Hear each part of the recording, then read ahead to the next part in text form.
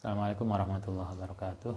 Waalaikumsalam warahmatullahi wabarakatuh. Astaghfirullah Muhammad sallallahu alaihi wasallam wa dzurriyyati wa jami'a muslimin salihin tanaffatul muqarrabin.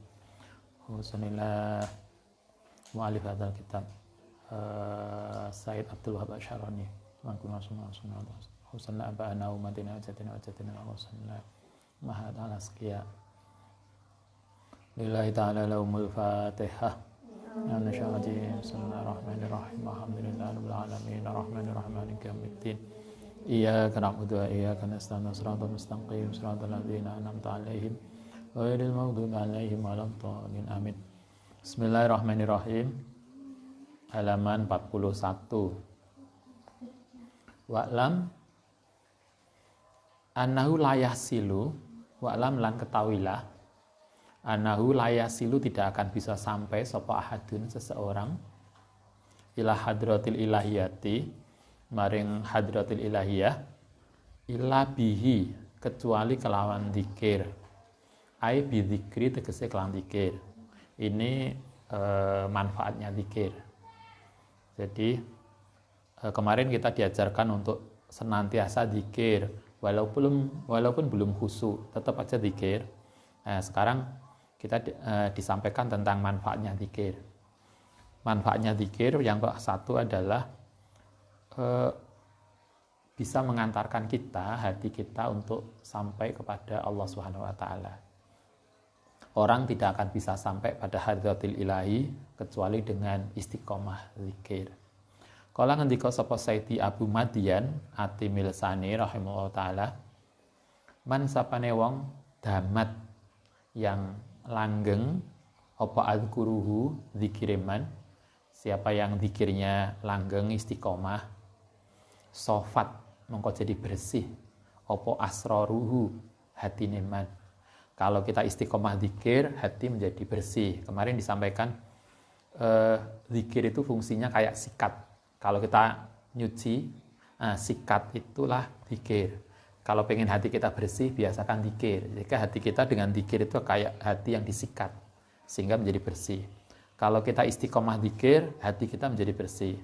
Waman sapane wong sofat yang bersih opo asraruhu hati neman, karena mongko ono sapa man fi hadratillahi ta'ala iku qararuhu tempat kembali neman. Siapa yang zikir istiqomah, hatinya menjadi bersih. Nah, kalau sudah hatinya bersih, maka dia bisa hadir di ngersane Allah Subhanahu wa taala. Anda ingat Allah itu maha suci, Allah itu maha bersih, Allah tidak akan menerima hamba kecuali hamba yang bersih. Nah, kalau hati kita itu bersih, kalau kita zikir, istiqomah zikir, hati menjadi bersih, dan setelah bersih kita bisa kembali pada Allah dengan baik. Wa idzalika anal haqqo saat temani Allah Ta'ala iku layak rubu, tidak akan bisa dekat ila hadratihi maling hadrati Allah Ta'ala ilaman kecuali seseorang istahya yang punya rasa malu minhu saking man haqqo hayai dengan malu yang benar. Orang itu tidak ada yang bisa dekat pada Allah kecuali orang yang punya rasa malu. Satu, walayasihu dan tidak bisa sah, tidak akan bisa tercapai li ahadin kedua seseorang apa ayastahya perasaan malu kadzalika illa in hasola kecuali lamun hasil lau kediman apa al kashfu kasaf terbukanya hati itu kasaf waraful hijabi lan terbukanya hijab hati. Tidak ada orang yang bisa dekat pada Allah kecuali orang yang punya rasa malu. Dan tidak ada orang yang bisa mempunyai sikap malu, perasaan malu, kecuali orang yang hatinya sudah kasef. Nah, sekarang walayasihu dan tidak sah lau kediman apa al kasfu waraful hijabi lan hilangnya hijab illa bimulazamati zikri kecuali dengan istiqomah zikir. Nah, jadi orang tidak bisa dekat pada Allah kecuali punya perasaan malu. Orang tidak punya sifat malu yang benar kecuali hatinya sudah kasaf. Dan orang tidak bisa kasaf kecuali zikir. Sehingga zikir itu menjadi cara utama. Zikir dulu, setelah zikir insya Allah akan kasaf. Nah, kalau sudah kasaf, maka dia akan punya sifat malu yang benar. Setelah sifat malu yang benar, maka dia akan dekat dengan Allah SWT. Itu tahapannya. Wahdi utawi zikir ini, mulazamatu zikri, iku tarikun jalan yasilu yang bisa sampai biha kelawan hadratillahi ta'ala sapa al-muridu murid bisuratin dengan cepat. Kalau kita pengen dekat pada Allah dengan cara yang cepat, maka zikir, biasakan zikir. Walaupun lagi nggak sholat kan boleh kemarin. Hebatnya zikir itu nggak harus suci. Lagi haid juga boleh zikir. Yang penting istiqomah. Wal muradu ta yang dimaksudkan di hadratillahi ta'ala tadi, orang itu tidak akan bisa masuk ke hadratil Allah Ta'ala. Yang dimaksudkan hadratil Allah Ta'ala itu apa? Haisu'ud likot disampaikan fi lisanil qaumi, yang dimaksudkan adalah suhudul abdi, oleh menyaksikan seorang hamba, annahu setune hamba iku baina yadillah ta'ala, di depannya Allah Ta'ala. Masuk di hadratil ilahi itu maksudnya kita, hati kita itu punya perasaan kita merasa di depan Allah. Kita podo salate, kita salat madhep ngulon, salat ngadep kiblat. Ada toh, kadang kita tuh merasa di depan Allah. Tapi kan kadang enggak. Apa mana enggak terawehan 5 menit, 20 rakaat 7 menit. Ini kira-kira merasa di depan Allah enggak kita?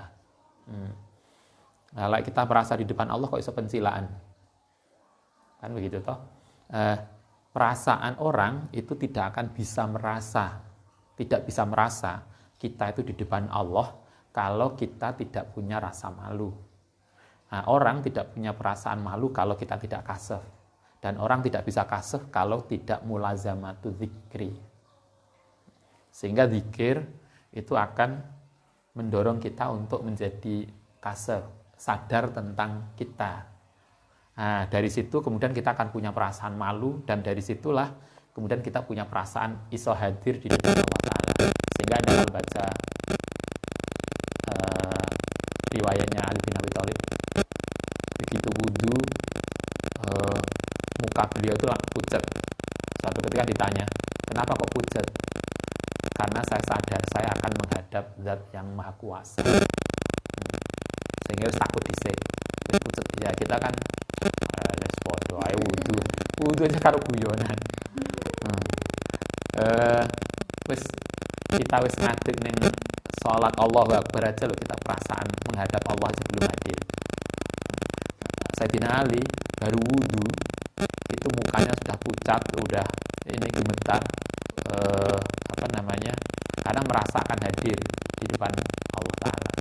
Sehingga sering Sayyidina Ali, menurut riwayat Sayyidah Fatimah istrinya, Sayyidina Ali itu kalau malam tahajud itu kadang pingsan, itu sering. Jadi sholat saking masuk di dalam sholat itu, Anda bisa baca dalam riwayatnya Ali bin Abi Thalib dan Sayyidah Fatimah. Jadi kadang Sayyidah Fatimah itu menjelang subuh itu menyadarkan Ali karena beliau pingsan. Sholat dulu sampai pingsan. Nah, kita kan sholat sampai turu. Itulah bedanya. Antara pingsan karo turu itu beda titik cuman. Tidur itu kan juga pingsan toh. Napa gak sadar. Itu artinya menunjukkan betapa luar biasanya. Itulah kenapa kemudian pernah Sayyidina Ali dalam riwayat, dalam suatu peperangan beliau kena panah, kemudian dicabut sakit. Karena itulah kemudian aku tak sholat dulu, nanti pas sholat cabut. Ketika dicabut saat sholat beliau nggak terasa.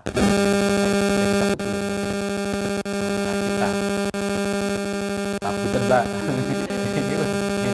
Itulah bedanya, karena sholat kita tidak merasa di depan Allah. Nah, karena itulah kemarin kalau kita itu bisa merasa di depan Allah, maka perasaan ego kita, keegoan kita itu hilang. Orang yang kemarin yang mencintai puncak cinta, itu kan kemudian menghilangkan ego kita untuk larut di dalam diri yang tercinta. Ketika kita menghadap Allah, kita pun juga gitu. Keegoan kita, kedirian kita hilang untuk larut di dalam diri Allah. Sehingga akhirnya kan orang menjadi kehilangan kesadaran tentang diri. Mulanya ada toh orang maca buku sampai lali makan, lali waktu, mulai maca komik. Nah, mulai komik, mulai habis subuh, sadar asar. Kenapa bisa kehilangan kesadaran? Karena dirinya masuk di dalam buku. Nah, kita juga begitu. Orang, apa yang disebut sebagai hadratul ilahi itu adalah suhudul abdi annau baina yadaya, yaitu kesadaran diri seseorang bahwa dia merasa di depan Allah SWT. Famadama, mongko selagine ono, apa hadza perasaan tadi, suhudul abdi tadi, iku masyhaduhu menjadi penyaksiannya abad, fahuwa iku fi hadratillahi ta'ala. Maka ketika kita itu merasa di depan Allah, itu berarti kita, itulah yang disebut suhudillah, menyaksikan Allah. Jadi bukan kita Allah Ta'ala, enggak, tapi perasaan kita merasa di depan Allah Ta'ala. Nah, itu tidak terus-terusan, kadang hanya sekilas kan. Kita pas tahiyat awal, tahiyat akhir, biasanya kita merasa dekat pada Allah, sujud. Karena itulah ya kita diajarkan dulu di pondok, kalau kita pengen khusyuk sholat, cara ngelatihnya pas sujud. Jadi usahakan sujudnya sing suwe, sujudnya lama. Lah ya Anda sholat sunnah sendiri, ojo pas jamaah, jadi imam sowe, ya imam makmumnya melayu lah. Kalau Anda sholat sunnah sendiri, maka pas sujud yang lama. Jangan bangun dulu sebelum hati kita merasa klek dekat dengan Allah Ta'ala. Nah, itu diulang-ulang, lama-lama kemudian nanti pada waktu ruku, pada waktu berdiri, pada waktu duduk, itu akan kemudian berkembang. Tapi mulailah dari sujud, karena itulah tempat paling dekat pada Allah SWT. Nah, itu selama kita merasa di dekat Allah, maka itu yang disebut syuhudillah. Faidah hajiba, nalikani terhalang, an hadzal masyhudi, saking penyaksian ini ya faqad kharaja, berarti telah keluar sopaman minha saking hadratillahi ta'ala. Tapi begitu kita sudah tidak lagi merasa di depan Allah, maka berarti kita telah keluar dari hadratillahi. Sehingga orang itu kadang merasa di depan Allah, kadang tidak. Tinggal kekuatan batin kita untuk senantiasa ingat Allah. Itu satu. Manfaatnya zikir itu akan membuat kita cepat merasa dekat dengan Allah. Cepat. Jadi amalan yang lain bisa juga merasa dekat Allah, tetapi lebih lama.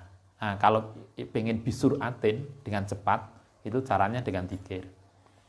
Satu, itu manfaatnya zikir. Yang kedua, wa'lam annahu la yahsulu, tidak bisa hasil li ahadin kedua seseorang apa al-kasfu, kasaf, bukanya hati, wal ikhlasu lan ikhlas, al-kamilu yang sempurna illa bihi, kecuali dengan zikir. Selain dengan kasaf, hal kedua manfaatnya zikir adalah membuat kita menjadi ikhlas. Jadi cara ngelatih ikhlas itu ya apa toh? Ikhlas itu kan merasa tulus. Nah, orang tidak akan bisa ikhlas kepada Allah kecuali dengan zikir. Jadi cara ngelatih ikhlas itu zikir. Nah, kita itu pengen ikhlas tapi nggak mau zikir, itu tidak mudah. Cara ngelatih ikhlas itu biasakan dengan zikir. Dengan zikir itulah kemudian kita akan makin dekat pada Allah. Pada saat itulah kemudian kita akan sadar tentang apapun yang kita lakukan, sehingga kemudian kita menjadi tulus. Cara melatih agar bisa ikhlas dengan baik itu dengan zikir. Bapak takut dhamma, dan tadi sudah disampaikan yang harus lewat anal kasfa, tak boleh kasaf, iku layah sulu tidak akan hasil ila bihi kelawan zikir. Kasef. Kasef itu terbukanya hati untuk merasa dekat dengan Allah Subhanahu wa taala. Wal kasfu terbuka iku ala auna ini ngatasi dua macam. Al hissi indrawi wa khayali dan imajinasi. Kita terbuka untuk bisa melihat itu ada dua. Ada yang indrawi, ada yang imajinasi. Yang indrawi itu berarti kita melihat kayak kita begini, kita ketok melihat dengan mata. Ini sesungguhnya juga kasef karena kita kemudian bisa melihat. Yang kedua khoyali. Khoyali itu wal khoyali utai imajinasi iku ayamido yen to menutup sapa al-abdu seorang hamba ainaihi yang kedua matane hamba inda ru'yati sahsin ketika melihat seseorang au ru'yati fi'lin atau kemudian melihat perbuatan faida bagia nalikane tetep lahu kediman apa al-kasu bahwa iku khoyali. Khoyali itu kita melihat HP di depan kita, kemudian setelah kita lihat, kemudian kita tutup mata kita, kemudian kita masih bisa membayangkan HP itu. Itu khoyali. Itu yuk mananya juga kasef maksudnya. Kita melihat secara indrawi ini juga kasef. Kemudian bayangkan apa yang pernah kita lihat itu juga kasef. Tapi yang dimaksud kasef itu bukan itu. Kasef yang di dalam tasawuf adalah pandangan hati. Merasa dekat dengan Allah, itulah kasef. Fa'in zala mongko lamun hilang, fayu lamu mongko diketahui anal idroka temene yang di objek yang dilihat iku kota alaqah berhubungan bima kelan barang kana kang ana apa ma iku mahsusan. Oke, itu bedanya khoyali dan indrawi hissi. Saya kira itu biasa dilihat secara indrawi dan imajinasi. Nah, sekarang bagaimana kalau ada orang iso ndelok begini, Anda di pondok gini terus iso, Mbak aku neng pondok tapi saya tahu apa yang dilakukan ayah saya di rumah itu saya tahu. Oh, itu kasef enggak? Enak tahu saya ngono kuwi. Kayak dukun. Aku ngerti kok, Mbak. Saman Rene itu mau apa itu saya ngerti. Dukun kan lebih bagus daripada dokter. Nah, dokter itu kan sebenarnya nggak tahu apa-apa. Kalian dokter, kita datang ke dokter kan sakit apa, tadi malam apa. Nah, dukun kan nggak usah nanya, aku ngerti kok. Nah, ini lebih canggih dukun. Bagaimana kalau kayak orang dukun tadi? Waman sarane wong kasyafa yang terbuka lau kediman ama saking barang yaf'aluhu yang berbuat hu ing ma sapa annasu fi kuuri baitihim ing dalam kamare nas. Kalau kita ning pondok, di pondok, kemudian kita bisa melihat apa yang terjadi di rumah. Di rumah itu orang tua kita ngapain, orang-orang tertentu lagi ngapain, itu yo kasef. Tapi harus itu kasef yang tidak benar. Karena itu di sini dikatakan fahuwa mongko ini tadi orang yang kemudian bisa melihat apa yang terjadi di luaran tadi, fahuwa iku kasfu saitoni, kasefnya setan. Itu biasanya bisikan jin, khodam jin. Jadi lah enek wong begitu kita sowan ke seseorang, kemudian saya tahu kok Mbak, sama neng omah kan enek iki toh, yang pojok omah kan enek iki toh, sapu geledak. Itu bapak Isaman duduk di sana, dia bisa melihat semua barang yang di rumah. Itu bukan kasef wali, itu bukan wali. Kalau di sini dikatakan siapa yang kemudian bisa melihat apa yang terjadi di rumah, apa yang terjadi di tempat lain, itu biasanya kasfu saitoni, biasanya khodam jin, biasanya dia setan atau jin. Yajibu mongko wajib alai ngatasi man apa at-taubatu, taubat minhu saking kasf saitoni fauron dengan seketika.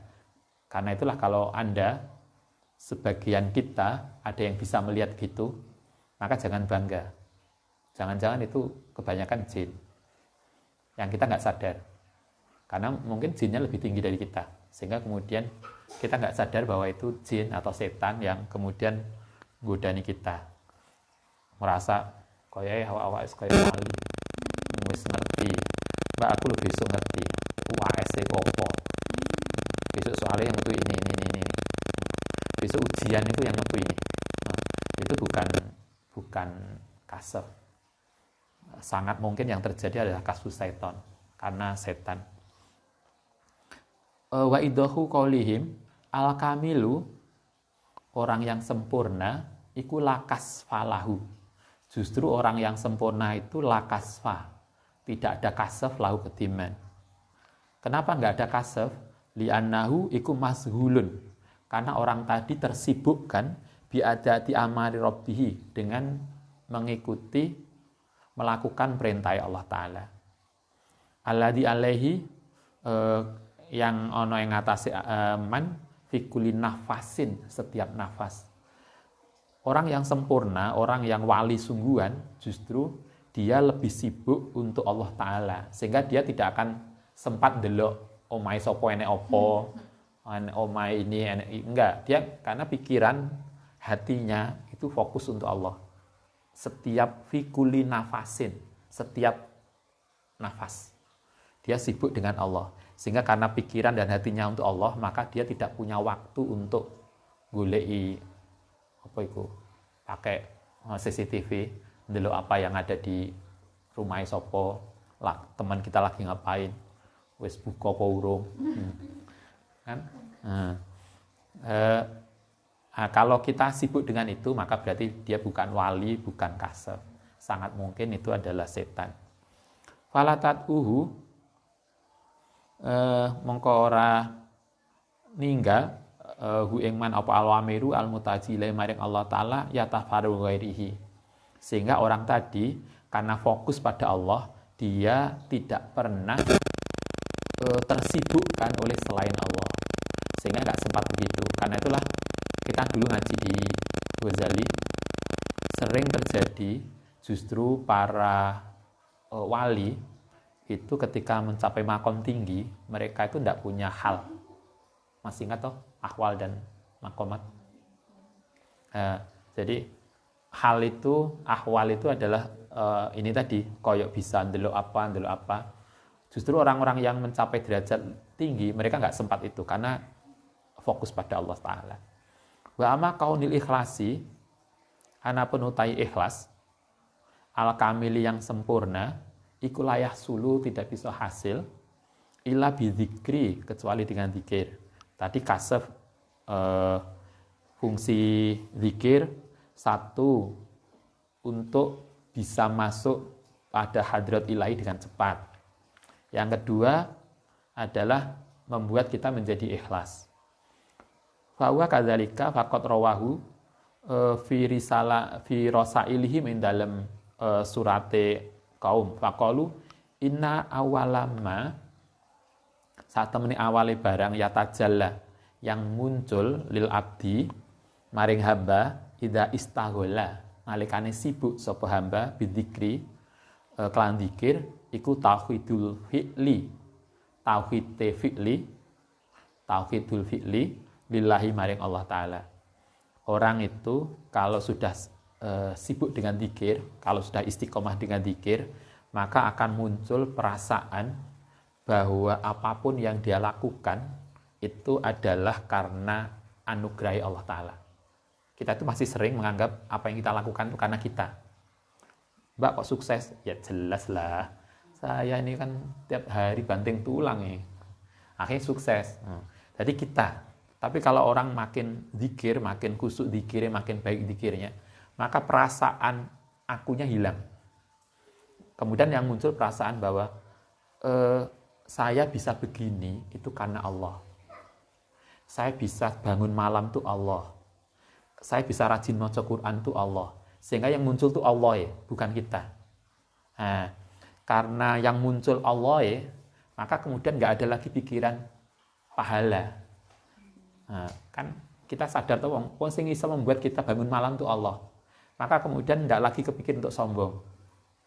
Bagaimana bisa sombong? Wong kita tuh sadar kita itu bangun malam karena biaunillah, karena bantuan Allah, karena pertolongan Allah. Kita bisa rajin maca Quran juga aunillah, Karena semua yang kita lakukan itu kita sadar itu adalah bi'aunillah, maka kemudian kita tidak akan merasa sombong kepada orang yang tidak rajin bangun malam dan rajin baca Quran. Kita tuh bisa sombong itu kan karena merasa kita merasa awa-awa ini sing rajin bangun malam ning pondok. Kemudian merasa lebih besar dari yang lain. Perasaan tadi, perasaan sombong, perasaan tidak ikhlas itu bisa hilang ketika dengan dzikir. Jadi cara bagaimana bisa ikhlas dengan baik, maka belajarlah dzikir dengan baik. Tauhidul fi'li. Kemudian yang kedua muncul lagi perasaan tauhidul milki, yaitu kepemilikan. Tauhid fi'li, milki, yaitu kita merasa bahwa apapun yang kita punya itu pada hakikatnya adalah Allah Ta'ala, bukan punya kita.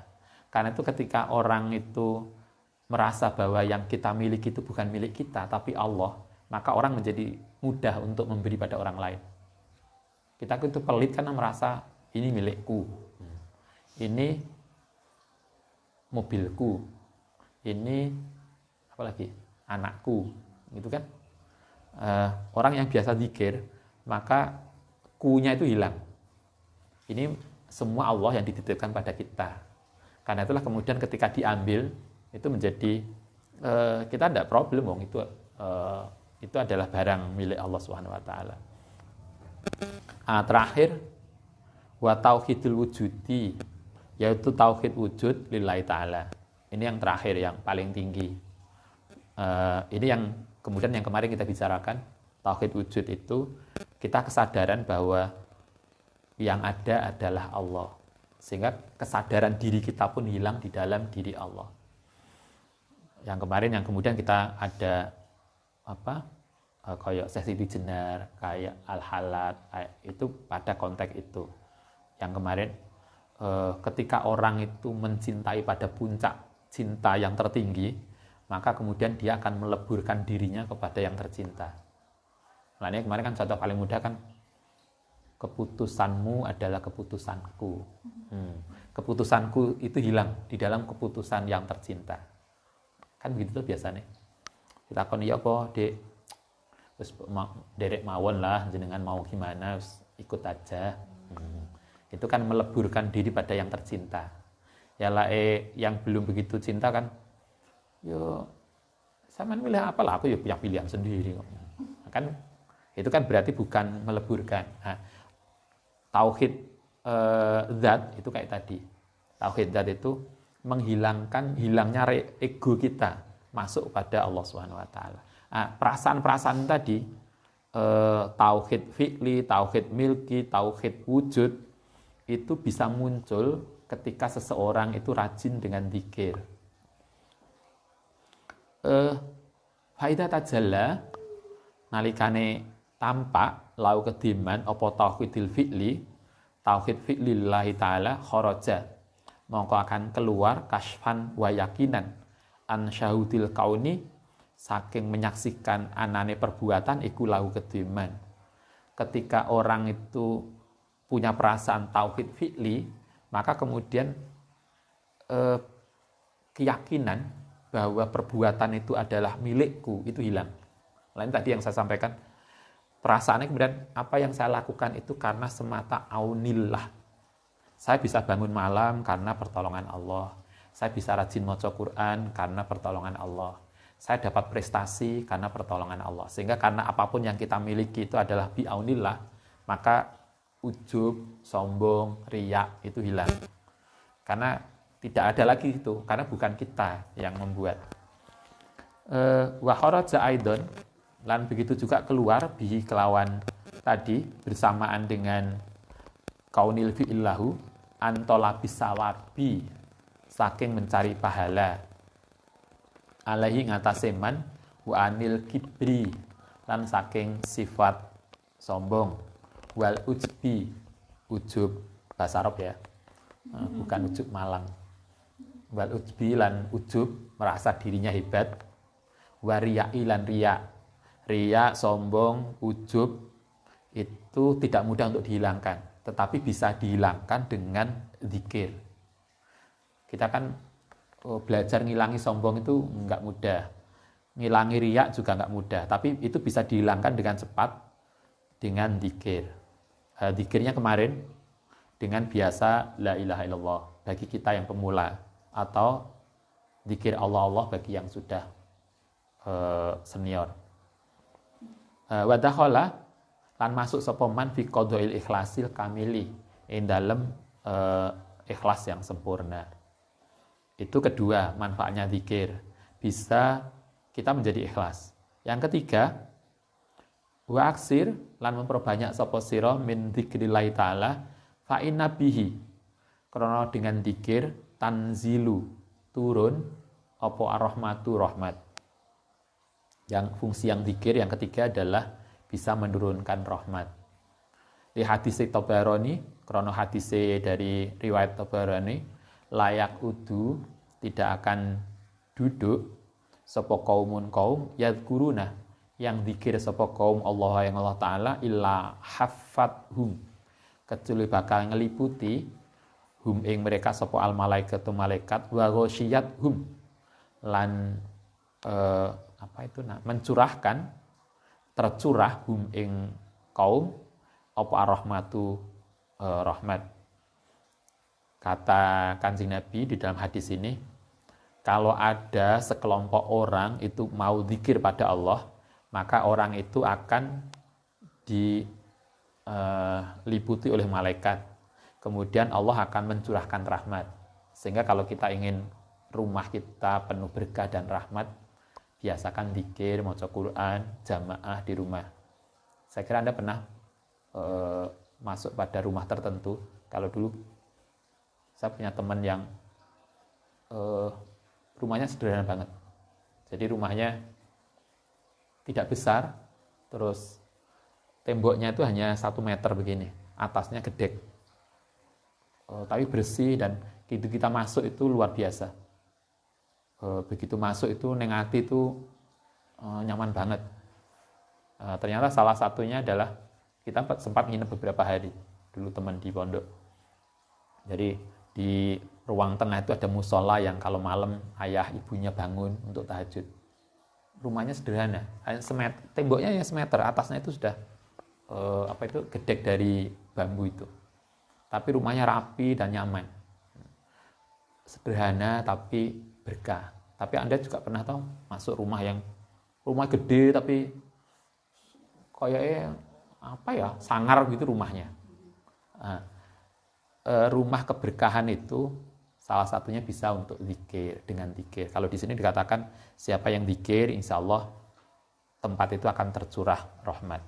Wa dzakarohum lan bakal menyebutkan hum ing mereka sapa Allah fiman ing dalem kelompok orang indau di sisi Allah taala. Yang ketiga, kata hadis ini, selain diberikan rahmat, maka orang itu akan dipromosikan Allah di antara para malaikat. Jadi ada toh orang-orang yang ning alam ukhrawi itu terkenal banget, walaupun ning dunia gak begitu terkenal. Salah satunya adalah siapa? Uwais Al-Qarni, yang dia belum pernah ketemu Nabi, tapi Nabi mempersaksikan beliau adalah orang yang luar biasa di alam ukhrawi. Orang yang biasa zikir, maka oleh Allah Ta'ala dia akan dipromosikan di alam akhirat. Kalau kita ingin promosi, biasakan zikir. Karena itulah kita zikir la ilaha illallah habis sholat ping 100, upayakan ojo ngantuk. La ilaha illallah. Lagi ping 5 wis turu. Tapi wis mending lah. Ikut. Ya. Jaminannya kan begitu toh. Layak udu qaumun yadkurunallaha, 1, orang yang biasa zikir itu menurut hadis ini dia akan dilindungi malaikat. Yang kedua, dia akan diberikan rahmat. Yang ketiga, wa takaramallahu fiman indahu, akan dipromosikan Allah di alam ukhrawi. Wa qalu lan ngendika sapa ulama, awalu mayan zilu rahmati awalu mau utai kawitane barang yang tanzilu kang turun apa rahmatu rahmat iku alamu jalasai dikri yang ngatasi majelis dikir. Oke, fungsi dikir, manfaatnya dikir yang ketiga akan menurunkan rahmat. Nah, kita lanjutkan. Wa'lam ana bidzikrillahi ta'ala dengan dikir iku yazulu hilang apa alghamu galau. Yang keempat, fungsi dikir itu menghilangkan galau. Kalau masih suka galau malam minggu, neng pojokan kamar karo meneng ngadep neng pojokan, maka berarti kita kurang dikir.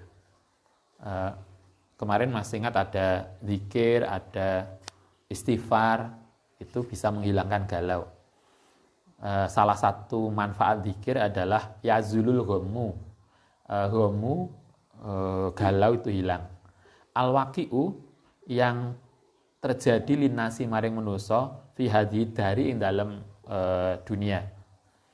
Fa innal ham krana sak temene sedih wal ghamulan galau fiha ing dalam dunia iku inama huwa. Aing pestine ana utawi gham dan ham tadi iku biqatil ghaflati sesuai dengan kadar lupa anillahi ta'ala saking Allah ta'ala. Sedih, galau itu muncul karena kita jauh dari Allah. Karena itu agar tadi hilang, maka zikir adalah salah satu obatnya. Faman sapane wong aroda yang menghendaki sapa man dawa masururi ing langgenge seneng. Kalau pengen senantiasa hatinya riang, bahagia, apa yang harus kita lakukan? Fal yudawam atau fal yadawam. Mongko hendaknya melanggengkan, membiasakan ala zikri ngatasi zikir. Kata kitab ini, kalau kita pengen bahagia selalu, riang, gak sedih, maka biasakan zikir. Orang yang dekat pada Allah yang jelas wala khaufun alaihim walahum yahzanun. Gitu kan? Orang-orang yang wali itu kan janjinya Allah la khaufun alaihim walahum yahzanun. Dia tidak akan sedih, tidak akan khaufun, tidak akan takut dan tidak akan sedih. Kalau suka sedih, suka galau, berarti kurang zikir. Kalau nggak kurang zikir, kurang istighfar. Mbak, aku kok banget ya, takut banget ya. Berarti istighfarnya kurang. Kita biasakan istighfar, biasa zikir. Seberapa banyak kita mampu. Fala yalumana